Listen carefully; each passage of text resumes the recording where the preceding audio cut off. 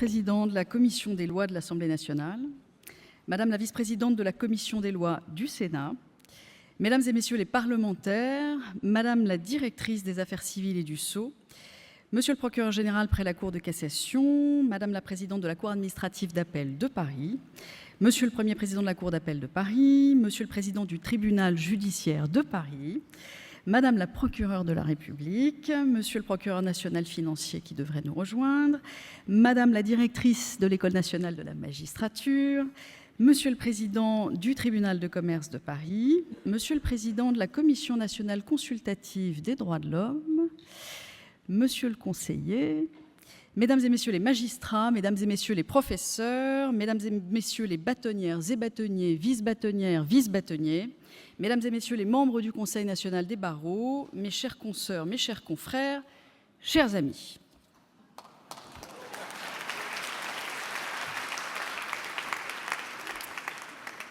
Je suis très heureuse de vous accueillir ici à la Maison de la Chimie à l'occasion de cette grande rentrée 2024. C'est un moment important où nous avons la joie de nous retrouver pour nous former, pour échanger et pour profiter ensemble d'un beau moment de confraternité. Accompagnés de nos amis magistrats, professeurs, acteurs du monde du droit et de l'entreprise. Raison pour laquelle, avant de vous en dire un peu plus sur l'action et sur l'avenir de notre institution nationale, le Conseil national des barreaux, je voulais partager avec vous une réflexion que j'emprunte à l'un des nôtres dans un livre au titre évocateur, « La parole et l'action ». Ils sont toujours là, nos vieux adversaires. Nous les connaissons bien. Ils s'appellent l'arbitraire qui menace les libertés, l'intolérance qui détruit la fraternité, le racisme qui nie l'égalité, l'individualisme qui tue le citoyen. Elle est toujours présente, la misère, cette insulte à la dignité, et devant nous, dressés, tous les pouvoirs dont on abuse, les conservatismes qui empêchent de rêver l'avenir, les puissances économiques qui préféreront toujours la conclusion d'un marché au respect d'un principe. Parole juste, parole d'avocat, et pas n'importe lequel. Henri Leclerc, bien sûr. Ne l'oublions pas.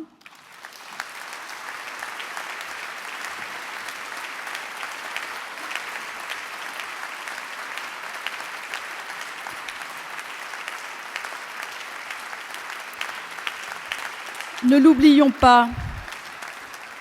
Et surtout, n'oublions ni ses combats, ni ses colères, ni ses ambitions pour la justice de notre pays. Et méditons, si vous le voulez bien, le temps d'une minute de silence, ces mots qui résonnent terriblement avec les affres, avec les drames de notre époque.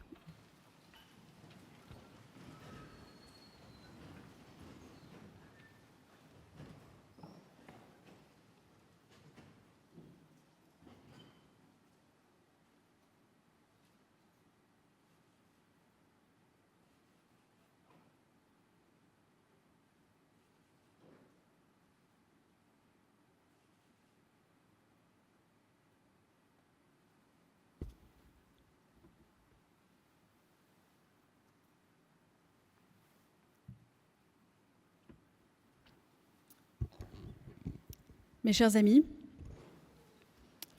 de ce fragment dont j'admire le style autant que la clairvoyance, je retiens une phrase. Oui, ils sont toujours là, nos adversaires. Et j'oserais dire plus fort que jamais, à l'étranger, mais aussi chez nous, en France, ils prospèrent par la force du trouble institutionnel dans lequel se perd notre pays depuis de trop longs mois. Ce matin, je ne peux adresser ni compliments ni doléances au ministre de la Justice, car il n'y a pas de ministre de la Justice, pas plus qu'il n'y a de ministre de l'Économie ni du Budget, auquel nous aurions pu faire valoir quelques doléances.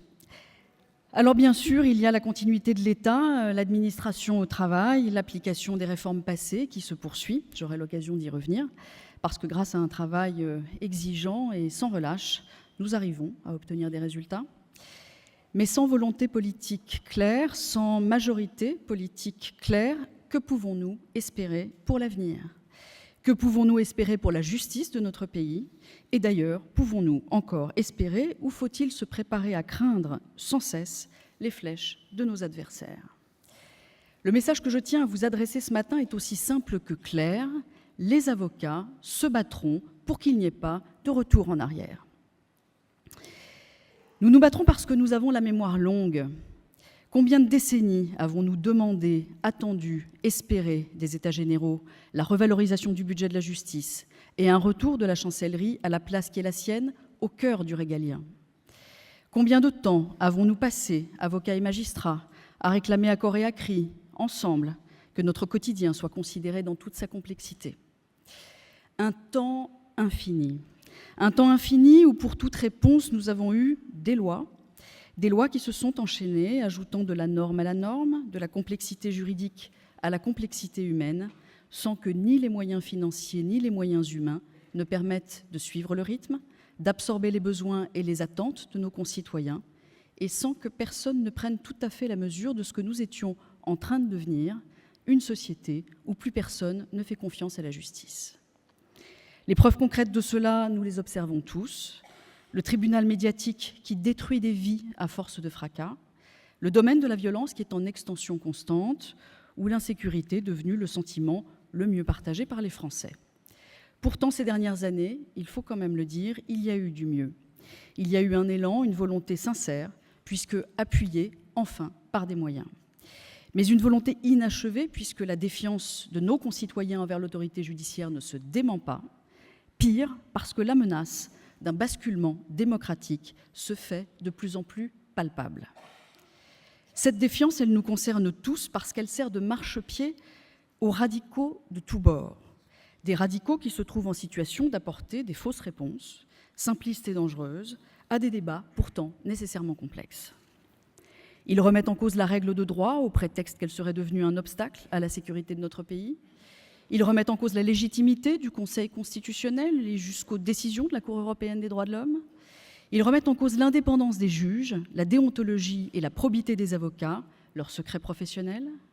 Ils remettent en cause la présomption d'innocence, la prescription et jusqu'à l'abolition de la peine de mort. Et ils peuvent le faire car au-delà du désengagement financier, il y a eu, trop longtemps, un désengagement politique, un désengagement éthique, un désengagement éducatif. La culture juridique n'est pas un bien partagé dans notre pays. Ce qui nous semble, à nous, juristes, évident et fondamental, relève pour nos enfants, pour nos jeunes, d'un langage suranné et barbare. Wesh, la justice. L'équilibre des pouvoirs, l'égalité des armes devant la justice et le respect du contradictoire, l'accès à une défense pour tous, les principes de l'état de droit, en somme, ceux qui ont fait de la France un grand pays et de ses femmes et ses hommes un peuple libre. Comment accepter que par méconnaissance, certains participent à les affaiblir, à les détruire? C'est pour cette raison que, dans la droite ligne de mes prédécesseurs, aux côtés des élus du CNB, je souhaite intensifier l'engagement de notre institution en faveur de l'éducation au droit, et ce, dès le plus jeune âge. Je souhaite que nous puissions, nous, professionnels du droit, juristes en prise quotidienne avec les mots de nos concitoyens, à même de donner de la chair à des concepts abstraits, nous rendre dans les écoles pour accompagner les professeurs qui ne lâchent rien. Ces professeurs exemplaires qui défendent les principes républicains, au premier rang desquels la laïcité, pour certains au péril de leur vie. Des professeurs qui, comme nous, sont convaincus que la connaissance est le meilleur chemin vers la nuance, la raison, l'acceptation de la différence et la possibilité de vivre ensemble. Le 4 octobre prochain, à l'occasion de la journée du droit dans les collèges, je serai donc sur les bancs de l'école pour parler de la lutte contre le harcèlement et les discriminations. Et je compte sur vous pour faire de même chez vous. Le CNB a développé une plateforme qui vous permet d'être mis en relation avec des établissements. Mes chères consoeurs, mes chers confrères, croyez-moi, vous ne facturerez pas ces 2 heures, mais vous en tirerez la fierté d'avoir agi à votre échelle, à la hauteur de vos moyens, pour que notre pays aille un peu mieux demain. C'est un combat de société, dans la droite ligne de ces lumières qui défendirent le bien fondé de l'état de droit, et c'est encore la meilleure manière que je connaisse de faire vivre les valeurs de notre serment. De créer un réflexe avocat aussi, ce réflexe qui pousse vers le conseil d'un expert en droit tout au long de la vie et d'assurer notre indépendance. Car oui, nous devons nous battre pour rester indépendants et pour cela, nous devons préserver notre unité. En tant que présidente de notre institution, il y a deux choses que j'apprécie chaque jour depuis ma prise de fonction. L'engagement de nos élus, d'abord. Des élus auxquels je veux rendre hommage pour leur engagement et le travail remarquable qu'ils réalisent au sein des commissions du CNB.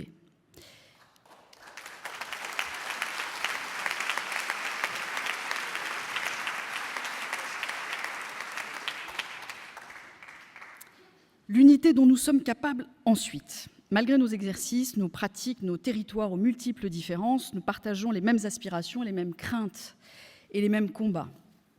J'en ai eu la confirmation ces derniers mois par l'exercice de deux missions qui rythment ma vie de présidente. La première consiste à tisser un lien de confiance avec vous, lien qui s'est incarné et fortifié grâce à la grande consultation des avocats, cet exercice de démocratie participative qui a déjà convaincu plus de 12 500 d'entre vous, une consultation que nous avons lancée en juin, fruit des réflexions des premiers mois de cette mandature et qui nous a mené, avec les membres du bureau, à un constat. Si les pouvoirs publics nous identifient bien, ce n'est pas toujours le cas de nos confrères qui souvent méconnaissent le CNB, ses missions et ce qu'il peut faire pour eux. Raison pour laquelle nous avons souhaité vous offrir le moyen d'exprimer vos attentes et vos besoins, mais aussi vous dire que la porte est ouverte et qu'il y a toujours un élu du CNB disponible près de chez vous. Alors en parallèle, nous avons pris notre bâton de pèlerin et nous sommes venus à votre rencontre, à Langres, à Grasse, en passant par Serre-Chevalier, Toulon, Nice, Avignon, Tarascon, Carpentras, Nîmes, Agen, Bordeaux, Rennes, Rouen, Lyon, Nanterre, Meaux, Poitiers. Nous sommes venus à votre rencontre au cœur des ordres, là où vibre, là où l'on sent l'âme des barreaux. J'ai pu apprécier leur diversité et votre engagement au cœur des territoires en faveur d'un pouvoir judiciaire qui respecte, c'est-à-dire qui soit au service des Français. Partout une même fierté, celle de faire corps, des doléances et des inquiétudes aussi, délais, manque de magistrats, difficultés dans la prise de date, fonctionnement du RPVA, financement de l'AJ insuffisante au regard des missions de défense toujours plus grandes, fuite des collaborateurs vers les grandes villes, crise du recrutement, crainte quant à l'avenir de la profession à l'heure de l'intelligence artificielle, notre thématique du jour. Enfin, une volonté farouche de préserver la liberté qui est la nôtre et un attachement viscéral à notre ordinalité. Une confiance enfin dans la capacité du CNB, notre institution nationale, à être ici à Paris, à l'offensive, tandis que chaque jour, les bâtonniers et membres des conseils de l'ordre, dans des conditions parfois difficiles, gèrent la vie des confrères, autant que la part de service public de la justice qui nous revient. Les bâtonniers sont les personnalités préférées des avocats et un précieux relais pour le CNB, qu'il soit parisien. Et je salue à ce titre le bâtonnier de Paris, Pierre Hoffman, qui représente aujourd'hui la France au congrès de l'AIBA à Mexico, ainsi que sa vice-bâtonnière, Vanessa Bouzardo, qui est à nos côtés ce matin. Ou qu'ils soient répartis sur l'ensemble du territoire sous l'égide de leur président, Jean-Raphaël Fernandez, que je salue également bien amicalement. Ce lien entre les avocats, les ordres et notre institution nationale est indispensable, pour une raison simple. L'un de nos grands combats, si ce n'est le premier, c'est d'assurer une défense pour tous, partout. Et pour cela, il faut sans relâche, sans cesse, lutter contre les déserts juridiques qui représentent l'une des plus grandes injustices de notre pays. Et disant cela, je pense d'abord, bien sûr, à nos territoires d'outre-mer où l'indigence des services publics, l'impossible accès aux droits sont une honte de notre République. Et à l'avant-garde du combat, il y a les 164 bâtonniers de France auxquels je veux ici rendre un hommage appuyé. En soutien,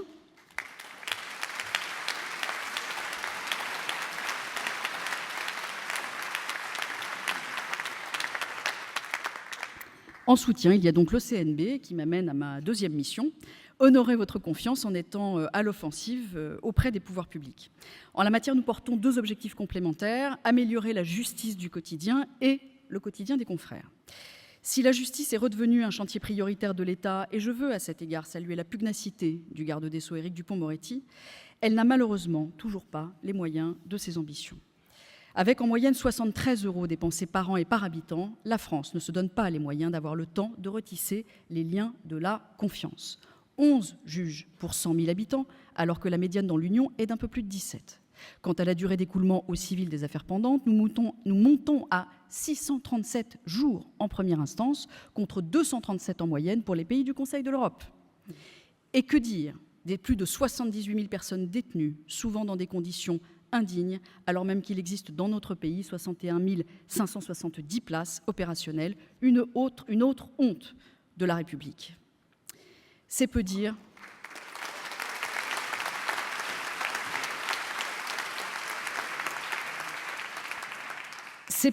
que le service public de la justice n'est pas assuré de manière satisfaisante dans notre pays. Pourtant, je suis bien placée pour savoir qu'à hauteur d'hommes et de femmes, des choses formidables sont mises en place grâce à un dialogue apaisé entre avocats et magistrats. À rebours des lois bavardes et des normes trop nombreuses, il y a dans les juridictions des politiques humaines plutôt que des politiques du chiffre qui se développent. Les nouveaux outils de l'amiable et la justice restaurative suscitent l'espoir. Et c'est dans cet esprit que les élus du Conseil national des barreaux travaillent de manière constructive avec les pouvoirs publics, de la chancellerie jusqu'au Parlement. La maturité de notre institution, l'unité de notre profession, nous permet un dialogue suivi et exigeant, avec confiance, mais sans complaisance. J'en profite, Madame la directrice des Affaires civiles et du Sceau, chère Valérie Delneau, pour vous souhaiter la bienvenue et beaucoup de succès dans vos missions, et nous souhaiter que se poursuive le processus de travail vertueux que nous avons instauré avec vos prédécesseurs. Sur notre table, il y a beaucoup de chantiers, certains plus faciles que d'autres. On travaille sur l'arbitrage, on travaille sur le droit des sociétés, il y a beaucoup de choses en cours. Mais sur notre table, il y a aussi, bien sûr, le dossier Magendie. Nous ouvrirons ensemble demain une formation inédite sur la nouvelle procédure d'appel. Vous le savez, la profession n'est pas satisfaite par cette réforme, malgré d'incontestables avancées. C'est un sujet d'inquiétude majeur pour nos cabinets comme pour nos ordres, compte tenu des problématiques d'assurance que cela pose, raison pour laquelle nous resterons particulièrement vigilants quant à l'impact qu'elle aura. L'exigence dans les négociations, la persévérance de nos demandes, notre capacité inlassable à revenir à la charge, c'est la condition de la confiance de nos confrères. Et cette confiance, croyez-moi, je suis déterminée à l'honorer, car c'est elle qui me donne foi en nous et foi en notre avenir. Un avenir dont l'horizon est voilé par de nouvelles menaces, des menaces qui exigeront que nous soyons soudés, conscients qu'il n'y a qu'ensemble que nous relèverons les défis de notre siècle. J'ai parlé des défis politiques et éthiques, mais d'autres menaces pèsent encore sur notre autorégulation et notre liberté. Des menaces insaisissables qu'il faut pourtant prendre de front. Il n'est plus possible, par exemple, dans notre monde globalisé, pour un avocat, d'ignorer les menaces numériques qui pèsent chaque jour sur son indépendance. Il y a d'un côté les cyberattaques, toujours plus élaborées, toujours plus fréquentes, qui menacent la sécurité de nos données, le secret de nos échanges. Il y a des braconniers du droit, des legal tech qui germent chaque jour et sans aucune déontologie, sans aucune transparence quant à l'usage qu'elles font de nos données, promettent d'ubériser le droit, nous en parlions tout à l'heure. Il y a de l'autre des législations qui se durcissent en matière de blanchiment de capitaux et de financement du terrorisme, qui exigent que nous soyons en ordre de marche pour assurer des contrôles crédibles. Il y a notre secret professionnel, soupçonné de protéger les bandits, les criminels et les escrocs. Il y a, en somme, une atmosphère qui sert, là encore, nos adversaires. Certains diront que j'exagère, ils ont peut-être raison, j'aimerais tant qu'ils aient raison. Pourtant, il y a encore tant d'injustices qui exigent que notre voix se fasse entendre. Alors j'en prends une nouvelle fois l'engagement devant vous, nous nous battrons. J'en prends d'autant plus l'engagement que j'ai, comme vous, noué autour de mon bras ce foulard rouge, le foulard des jours violents, sanglants, désespérants, le foulard du combat sans relâche des avocats, partout dans le monde, pour la défense des libertés, la défense des droits et la défense de la défense. Aujourd'hui, c'est au nom de notre consoeur tunisienne Sonia Darmani, condamnée en appel après une parodie de procès à 8 mois de détention pour quelques sarcasmes prononcés à la télévision, que nous le portons, un foulard rouge en signe de résistance, un foulard rouge surtout pour rappeler à ceux qui en douteraient que la confraternité est une force qui n'a ni limite ni frontières. Je vous souhaite à tous une excellente rentrée.